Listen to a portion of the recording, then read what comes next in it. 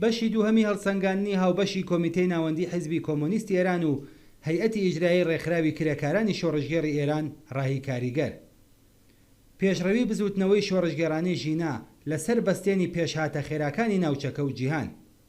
چوارەم، بەدەسەڵات گەیشتنی دۆناڵد ترامپ لە 4 ساڵەی دووهەمی سەرۆک کۆماری ئەمریکادا.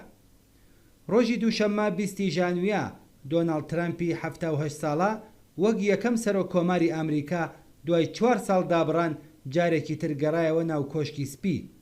واقعیەت ئەوەیە کە دۆناڵد ترامپ کە لە قۆناغی دووهەمی پاڵێوراوبوونی بۆ پۆستی سەرۆک کۆماری توانی بەدەنگی زۆر ڕکابەرەکەی شکست بێنێت، نەک هەر پێشگیری زۆرینەی خەڵکانی ئاینی و کۆنەپارێزی ئەمریکا و دامەزراوە مەسیحیە ئینجیلیەکان، بەڵکو پشتیوانی بەشێکی زۆر لە خاوەن کۆمپانیا گەورەکان و ئۆلگارشی دارایی ئەمریکاشی لە پشتە. حزوری بەرپرسانی کۆمپانیاکانی وەک میتا، ئامازۆن، تێسلا، ئێلیکس و ئۆبەر سەلمێنەری ئەم ڕاستیەن. بەواتایەکی تر دۆناڵد ترامپ توانیوێتی زۆر لێ هاتووانە هاوپەیمانی دەسەڵات، سەروەت، ئاین بە قازانجی خۆی ڕێک بخات.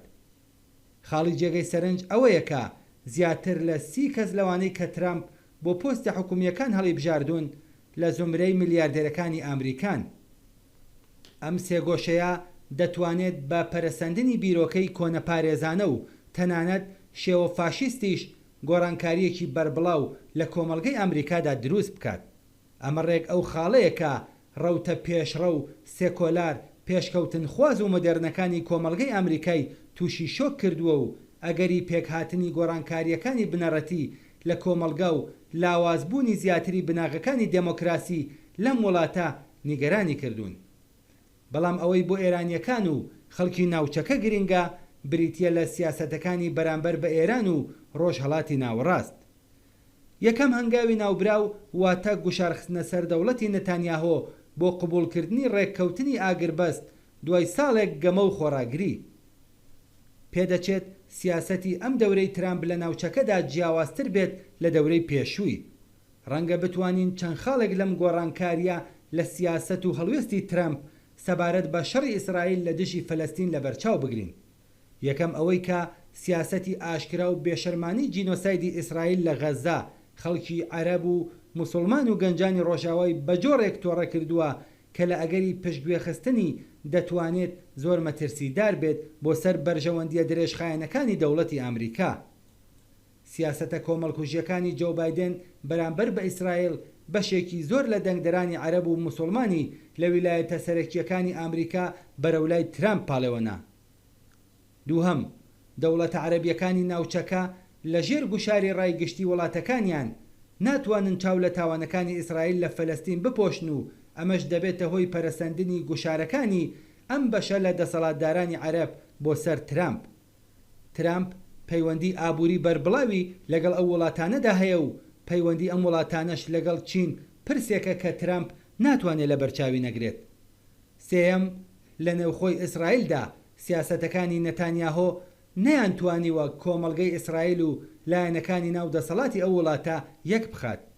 ئاشکرایەکە ئەم دۆخە لەلایەن دەسەڵاتدارانی نوێی ئەمریکاوە چاوپۆشی لێ ناکرێت. بەڵام ئەوەی کە ئایا سیاسەتی ئەو لە بەرامبەر ئێراندا چی دەبێت وا دەردەکەوێت کە ترامپ نایەوێت بچێتە شەڕ لەگەڵ ئێران یان پشتیوانی بکات لە کردەوە شەڕەنگێزەکانی ئیسرائیل لە دژی ئێران و سەرەتا سیاسەتی هەوڵدان بۆ دانستان و گەیشتن بە ڕێکەوتن پەیڕەوەکات. پێنجەم، دانوستان یان تەسلیم بوون. ڕژیم لە بنبەستێکی چارەنووسسازدا. پێشهاسەکانی ئەم دوایە لە سیاسەتی دەورەی کۆماری ئیسلامی و بەتایبەت پلانی دانوستان و وتوێژی چاوکراوە لەگەڵ ئەمریکا نیشانەی پاشەکشەیەکی ئاشکرا و قەیرانێکی خوڵە کە ئەم ڕژیمەی لە ناوخۆیدا تووشی سەرلێشێواوی کردووە. دوای ساڵانێک لە دروشمی مەرگ بۆ ئەمریکا و ئیدعای وەستانەوە لە دژی ئیستیکباری جیهانی، ئێستا عەلی خامنەئی و کاربەدەستانی بە شێوەیە قسە دەکەن وەک ئەوەی کە خۆیان بۆ خواردنەوەی جامەژەهرێکی تر و تەسلیم بوون بە داخوازیەکانی ڕۆژاوا بە ئەدەبیاتێکی نوێ و پاساوێکی گونجاو لەگەڵ بارودۆخی ناوخۆ و ناوچەی خۆیان ئامادە کردبێت. سیاسەتی دەرەوەی کۆماری ئیسلامی بەتایبەت لە دوای کوژرانی قاسمی سلێمانی تووشی زنجیرەیەک لە شکست و پاشەکشە بووە. هێزە بە وەکالەتەکانی لە عێراق، سووریا، لوبنان و یەمەن یەک لە دوای یەک زەبری قورسیان بەرکەوتووە. ئەم لاوازیە نەک هەر لە بەرەکانی شەڕ بەڵکو لە بواری دیپلۆماسیشدا بە ئاشکرا دیارە. کۆماری ئیسلامی لەلایەکەوە هەوڵی پاراستنی پاشماوەکانی نفوزی خۆی دەدات و لەلایەکی دیکەشەوە بە مەبەستی کەمکردنەوەی گوشارە سیاسی و ئابوووریەکان لەگەڵ ئامریکا و ڕۆژاوادا دەست بە دانوستان و گفتوگۆ دەکات. لە تۆڵەسەندنەوەی توندەوە تا تەسلیمبوونی بێشەرت و مەرج، کۆماری ئیسلامی دوای تیرۆرکردنی قاسمی سلێمانی چەندین جار جەختی لەسەر تۆڵەسەندنەوەی تند کردووە، بەڵام ئەوەی لە کردەوەدا ڕوویداوە هیچ شتێک نەبووە جگە لە هەراوهوریایەکی تەبلیغاتی. ئێستا کە جارێکی تر دەنگۆی دانوستان و گفتوگۆ دەبیسترێت، ئاشکرایەکە ڕژیم لە دۆخێکدا نییە کە بتوانێت شەرت و مەرج بۆ بەرامبەرەکەی دیاری بکات، بەڵکو تەنها بە دوای کڕینی کات و کەمکردنەوەی گوشارە سیاسی و ئابوووریەکانەوەیە. عەباسی عێراقچی وەزیری دەرەوەی ڕژیم لە چاوپێکەوتنێکدا لەگەڵ سکای نیوز دانی بەوە داناوەکە کۆماری ئیسلامی بەبێ مەرجی پێشوەختە ئامادەیە بۆ دانوستان. ئەمە ئەو تەسلیمبوونەیە کە خامنەیی ساڵانێکە لە بەرامبەریدا خۆڕاگری دەکات، بەڵام ئێستا ناچار بووە قبوڵی کات. سەرەڕای ئەم پاشەکشانە مەسەلەی سەرەکی بۆ ڕژیم تەنها گوشارە دەرەکیەکان نییە، بەڵکو ئاخێزە جەماوەریەکانی نێوخۆی وڵاتە. بزوتنەوە جەماوەریەکانی مانگی بەفرامباری 96 و خەزەڵوەری 98 و دواتریش بزوتنەوەی ژیان ئازادی ئەوەیان نیشان داوەکە ناڕەزایەتیەکان لە ئێران تەنها داواکاری تەوەر نین، بەڵکو زۆر بەقووڵی دژی پێکهاتەی دەسەڵاتن. ئەم بزوتنەوانە ئەگەرچی بە شێوەیەکی کاتی سەرکوت کراون، بەڵام دەریان خستووە کە ڕژیم هیچ شەرعیەتێکی لە نێو جەماوەری خەڵکدا نییە. پەرەسەندنی هەژاری، کلێنی قوڵی چینایەتی، داڕمانی بەهای ڕیاڵ و بچووکبوونەوەی بەردەوامی سەبەدەی بژێویژ خەڵک، کەمبوونی ئاو و کارەبا و پیسبوونی ژینگە ڕژیمی خستووەتە دۆخێکەوە کە تەنانەت بەشێک لە لایەنگرە تەقلیدیەکانیش لێی دوور کەوتونەتەوە.